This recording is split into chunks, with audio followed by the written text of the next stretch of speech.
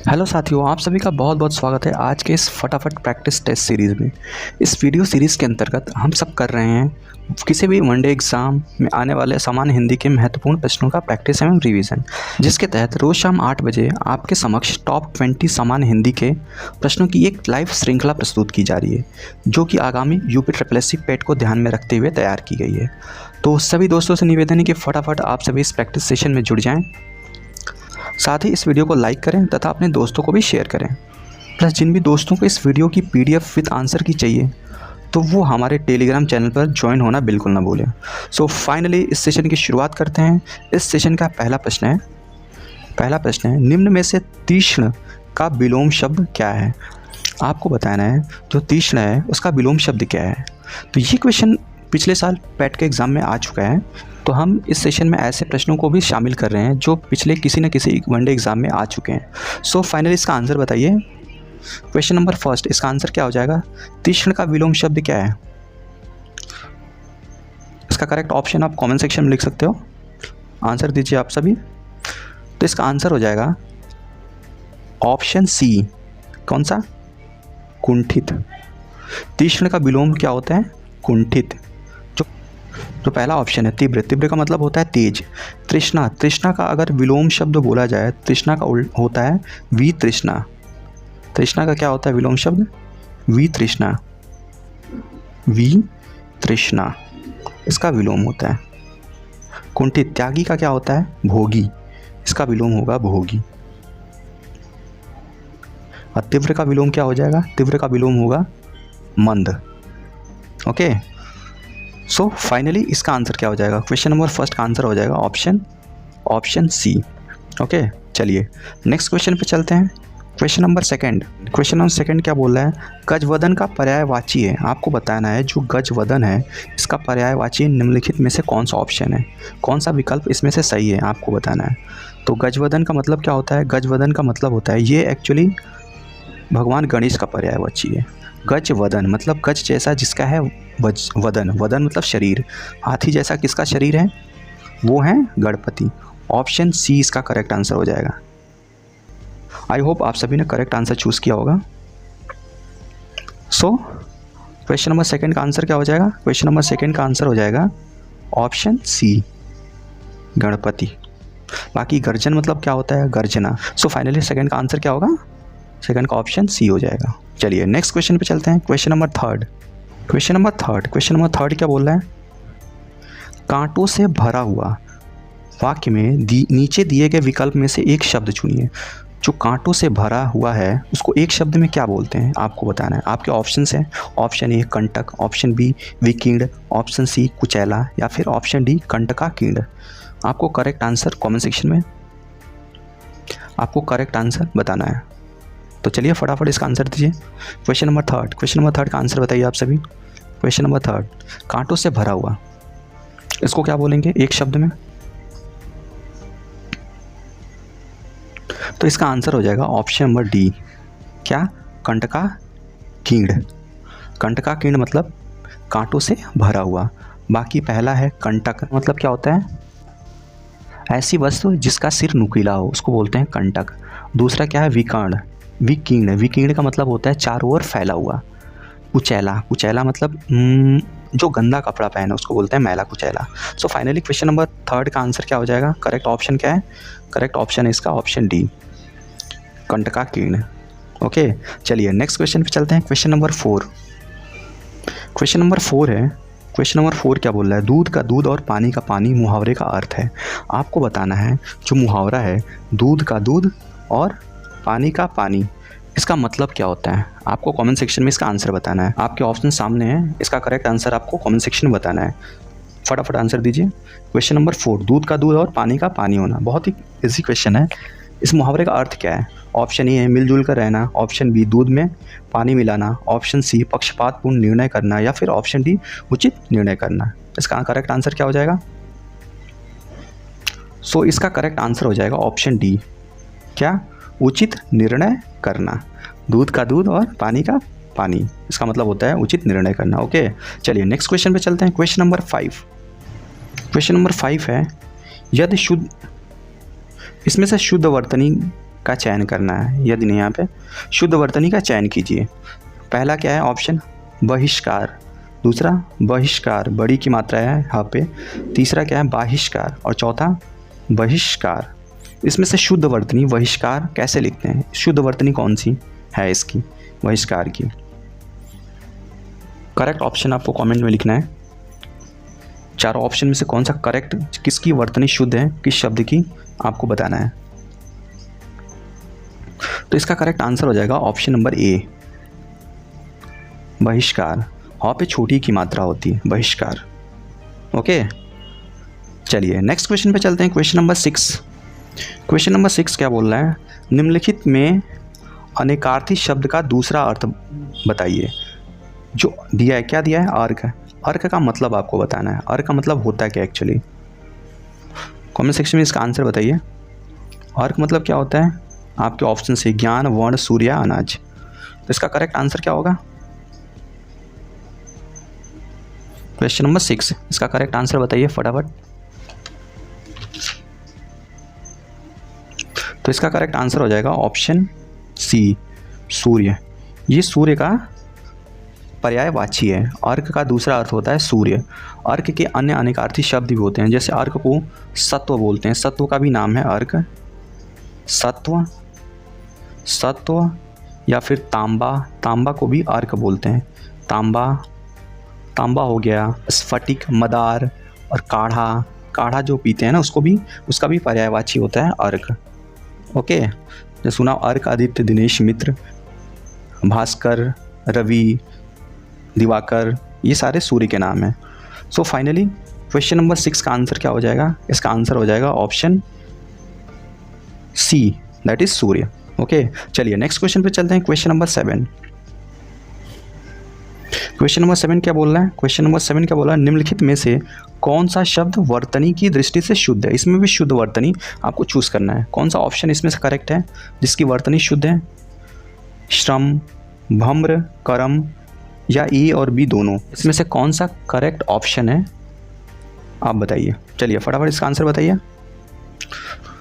तो इसका आंसर हो जाएगा ऑप्शन ए श्रम। बाकी भम्र नहीं होता है, भ्रम लिखा जाता है। भ्रम कैसे लिखते हैं, भ्रम कैसे लिखते हैं, भ्रम, भ्र ऐसे लिखा जाता है भ्रम। कर्म नहीं होता है, कर्म होता है, कर्म, एम मौ पे ऐसी वाली मात्रा होती है। बाकी डी सही होगा ही नहीं। तो फाइनली इसका आंसर क्या हो जाएगा ऑप्शन ए श्रम। ओके, चलिए नेक्स्ट क्वेश्चन पे चलते हैं। Question number 8।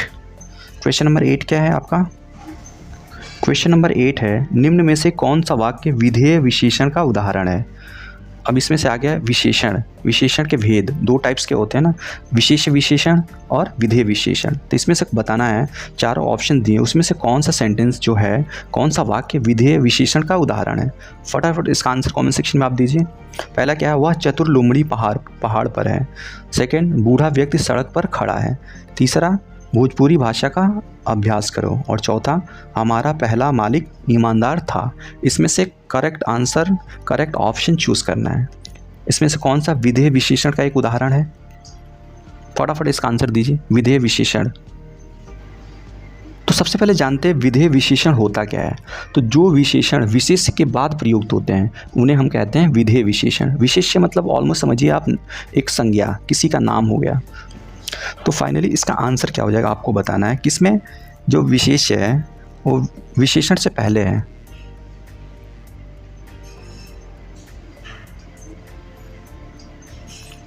तो इसका करेक्ट आंसर क्या हो जाएगा, इसका आंसर हो जाएगा option D. Option D, option D में क्या बोला है, हमारा पहला मालिक ईमानदार था। नाउन क्या है, विशेष ये है, और ईमानदार क्या है, ये आपका विशेषण है। तो विशेषण क्या है, विशेष के बाद आया, इसलिए इसमें विधेय विशेषण है। अगर ऐसे बोलता हमारा पहला ईमानदार मालिक था तो इसमें विशेष विशेषण हो जाता, लेकिन विशेषण बाद में आ रहा है और विशेष पहले, तो इसमें विधेय विशेषण। ओके, आई होप क्लियर हो गया होगा। चलिए नेक्स्ट क्वेश्चन पे चलते हैं। Question number 9। तो क्वेश्चन नंबर 9 क्या बोल रहा है, क्वेश्चन नंबर 9 है, पुनर्लेखन में कौन सा उपसर्ग है। इसमें देखिए उपसर्ग मतलब जो शब्द के पहले आता है, जो शब्द होता है उसके जो पहले आता है उसको बोलते हैं उपसर्ग, या इंग्लिश में बोलते हैं प्रीफिक्स। इसको बोलते हैं फिक्स मतलब होता है जो पहले आए किसी भी शब्द को, उसको उपसर्ग। और सेकंड होता है सफिक्स या फिर प्रत्यय। जो सफिक्स होता है या प्रत्यय, जानिए प्रत्यय जो बाद में आए, शब्द के बाद में आए, उसको बोलते हैं प्रत्यय। ओके, उपसर्ग मतलब जो पहले आए और प्रत्यय मतलब जो बाद में आए। तो इसमें बताना है, इसमें क्या पूछ रहा है, पुनर्लेखन। तो पुनर्लेखन में कौन सा उपसर्ग है, तो इसमें उपसर्ग हो जाएगा option C, option number C पुनर। अगर इसका संधि विच्छेद करेंगे तो पुनर्लेखन को कैसे लिख सकते हैं, पुनर र छोटा आधा र रहेगा, पुनर प्लस लेखन, लेखन। ओके, तो इसका आंसर क्या हो जाएगा, क्वेश्चन नंबर 9 का आंसर क्या हो जाएगा, ऑप्शन सी। चलिए नेक्स्ट क्वेश्चन पे चलते हैं, क्वेश्चन नंबर 10।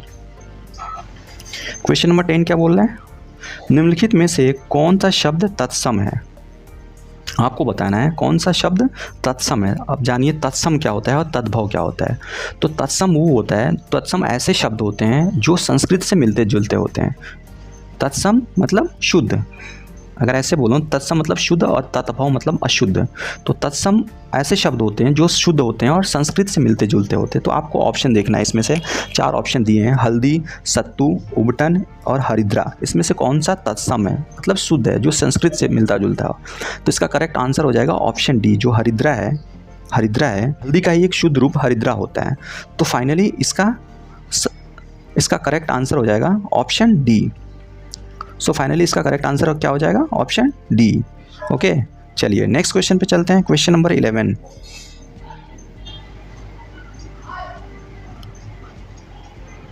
क्वेश्चन नंबर 11 है, भूरे बालों की कतरन में कौन सा अलंकार है। इसमें से अलंकार बताना है, भूरे बालों की कतरन।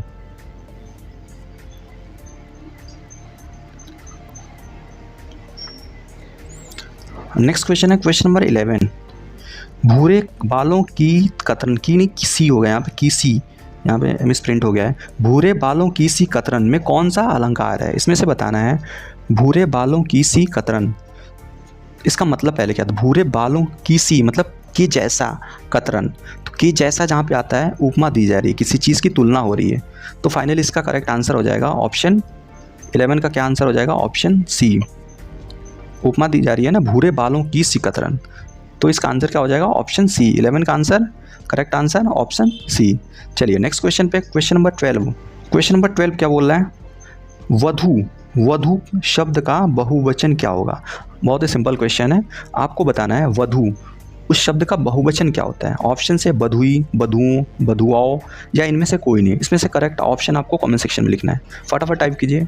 बहुत ही सिंपल इजी क्वेश्चन है। इसका आंसर क्या हो जाएगा, तो इसका आंसर हो जाएगा ऑप्शन बी, ऑप्शन बी बधू। बधू शब्द का बहुवचन क्या होगा, बधुओं।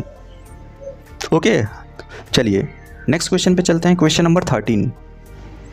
क्वेश्चन नंबर 13 क्या बोल रहे हैं, साल दर साल में कौन सा समास है। अब आ गया समास, तो समास बताना है कौन सा समास है, साल दर साल। ऑप्शन से तत्पुरुष समास, कर्मधारय समास, द्वंद्व समास या अव्ययी भाव समास। आपको करेक्ट ऑप्शन कमेंट सेक्शन में लिखना है।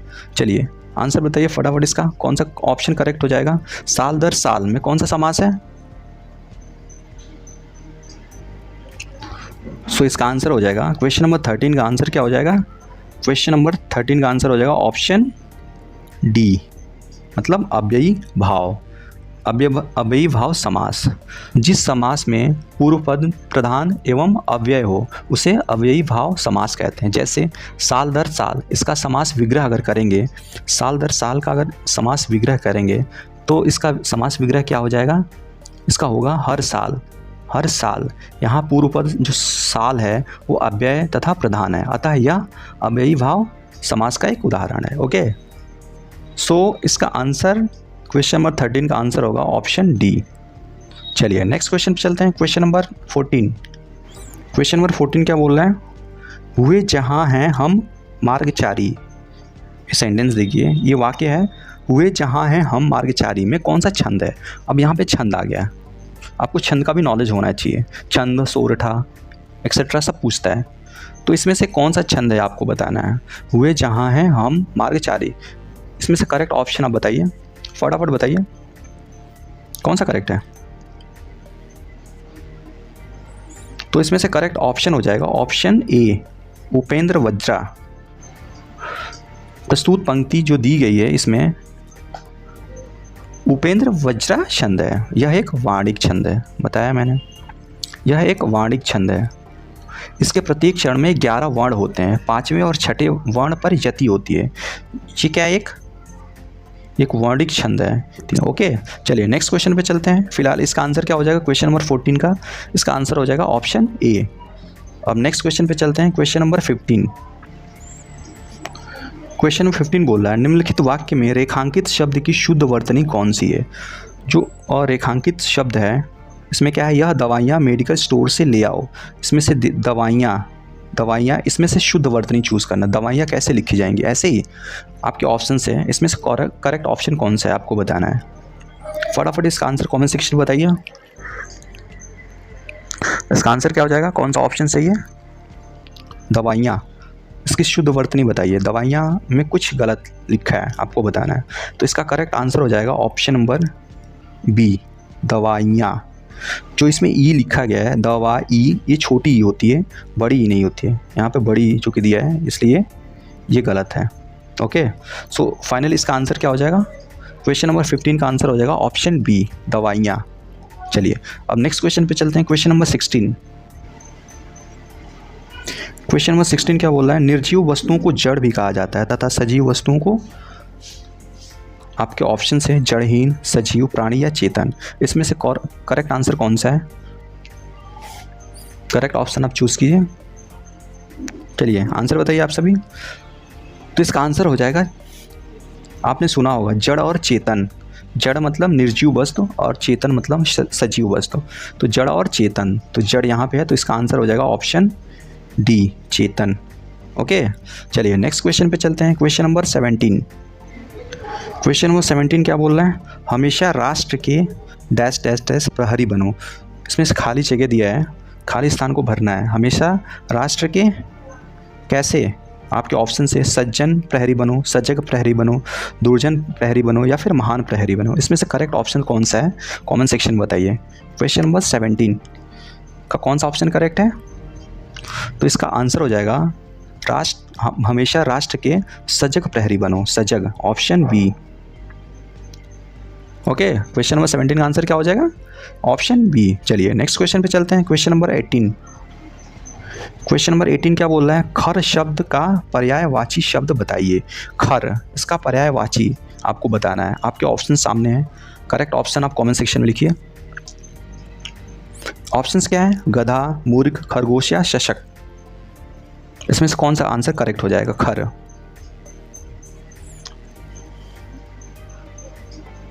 सो फाइनली इसका करेक्ट आंसर हो जाएगा गधा।